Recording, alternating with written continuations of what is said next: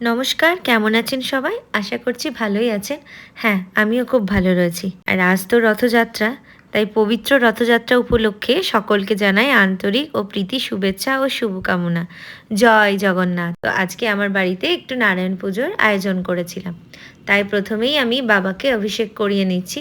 না, আমি অত নিয়ম নিষ্ঠা জানি না। আমি আমার মতো করে পুজো করি। তো বাবাকে পেয়ে সত্যি আমি ভীষণ ব্লেসড।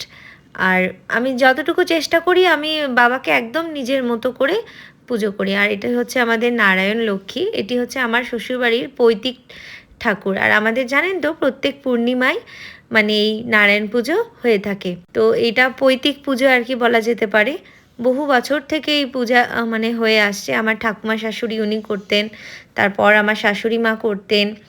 তো তারপর আমি এখন করছি নাও মানে যোগার যন্ত্রণা করে নিচ্ছি তাড়াহুড়ো করেই আর কি। আর বাবুর যেহেতু আজকে স্কুল ছিল মানে আজকে ওর রথ উপলক্ষে স্কুল একদমই ছুটি ছিল না। আর এদিকে শিরনির সব প্রিপারেশন নিচ্ছি। জানেন তো আমি যদিও বা বাঙালি ফ্যামিলি থেকে বিলং করি না, আমি টোটালি নন বেঙ্গলি ফ্যামিলি থেকে, কিন্তু আমাদের মানে নারায়ণ পুজোটাও একটু অন্য রকম। আমাদের শিরনি ভোগ দেয় না নারায়ণ পুজোতে। পুজো হয় আমাদের সত্যনারায়ণ পুজোই বলে, তো আমাদের একটু অন্যরকম পুজোর ধারণটা। ঠাকুর তো সবই এক, কিন্তু যে যেমনভাবে আর কি তাকে স্মরণ করে। তো যাই হোক, তারপর আমি সিন্নি করাটাই এই বাড়িতে এসেই শিখেছি। কিছুটা ফোন দেখেও বলতে পারেন, কারণ আমাকে হাতে ধরে কেউ শেখায়নি। যেহেতুটা একা হাতে সব কিছু সামলাতে হয়, তাই মাঝখানে সব পুজো যোগা যন্ত্রণা সেরে নিয়ে চলে এসছে একদম কিচেনে। তো বাবু আজকে বলেই গেছিলো যে মাম্মা আজকে যেহেতু ভেজ তাই একটু ফ্রায়েড রাইস করো আর পনির বাটার মশালা। তাই ওর জন্য বিভিন্ন রকমের ক্যাপসিকাম নিয়েছি, লাল, হলুদ, গ্রিন। তারপর আজকে বিনসটা অ্যাভেলেবেল ছিল না তাই আর সেটা দিইনি। তো বেশ ভালো কালারফুল একটা ব্যাপার এসেছিলো, ভালো লাগছিল।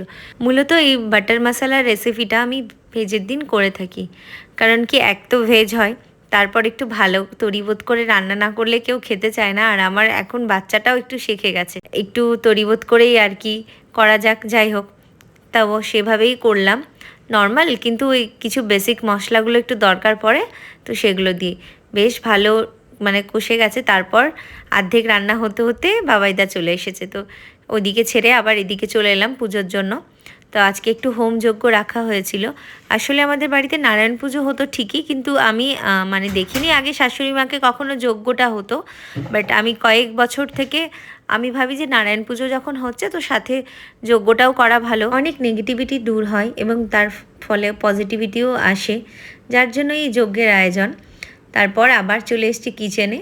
তো এখানে আমি বেসিক মশলাগুলো দিয়ে দিলাম, উপর থেকে একটু কাসুতি মেথি পাতা আর একটু হালকা কালারের জন্য কাশ্মীরি লঙ্কা গুঁড়ো। আমরা খুব একটা মানে লঙ্কা গুঁড়ো খাই না, একদম পিওর মানে কাঁচা লঙ্কা দিয়েই সমস্ত কিছু রান্না, একটু দিলাম কালারের জন্য। তারপর এদিকে ফ্রায়েড রাইসের জন্য প্রিপারেশন করছি। অ্যাকচুয়ালি এত তাড়াহুড়ো কারণ ঘড়ির কাঁটা তো চলছে, বাবু 12:30 নাগাদ চলে আসবে। আর আজকে এতটাই ব্যস্ত ছিলাম যে ওকে ঠিকঠাক টিফিনটাও আমি দিতে পারিনি।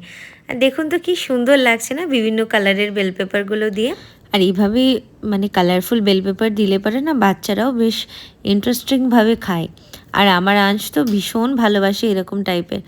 তারপর এদিকে আমি সব ঝুড়ির মধ্যে আর কি ভালো করে মিক্স করে নিচ্ছি, একটু সল্ট, একটু সুগার আর একটু ব্ল্যাক পেপার দিয়ে একদম কড়াইয়ে নাড়াচড়া করে আবার চলে গেলাম ঠাকুর ঘরে। আসলে প্রসাদগুলো রেডি করছিলাম, এটাও তো একটা বড় কাজ না যে প্রসাদগুলো আশেপাশে দিতে হবে। আর এগুলো দিদির বাড়ি প্যাক হচ্ছিল, যেহেতু ওর জয়েন্ট ফ্যামিলি তাই একসঙ্গেই চলে যাচ্ছিল। আর এইদিকে আমি বসে পড়েছি খেতে। বাই, আমার পেজটি ফলো করে পাশে থেকো।